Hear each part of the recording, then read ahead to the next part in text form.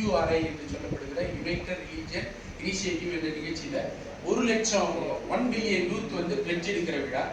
அது வரும்போது ஐயா வழக்கமா நான் பார்த்துட்டு அவங்க கூட பேசிட்டு போவேன். கேட்ட போது இங்க இருந்தாங்க. நான் அவருடைய திறன்களை பற்றி நான் எதையும் சொல்ல விரும்பவில்லை. பாரதி பாடுவான், வயிற்றுக்கு சோறிடல் வேண்டும் இங்கு வாழும் உயிர்களுக்கெல்லாம், பயிற்சி பல கல்வி தந்து இப்பாறை உயர்த்திடல் வேண்டும் என்று பாடுவான்.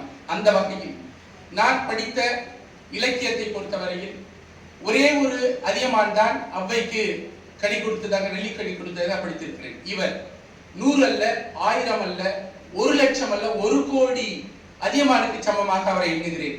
ஏனென்று சொன்னால் அவரிடம் இருப்பதை அள்ளி கொடுக்கிற வல்லவர். தமிழுக்காகவும் ஐயா மிகச்சரியா சொன்னாங்க. நான் அபயம் என்ற தொண்டு நிறுவனம் நடத்தி கொண்டிருக்கிறேன்.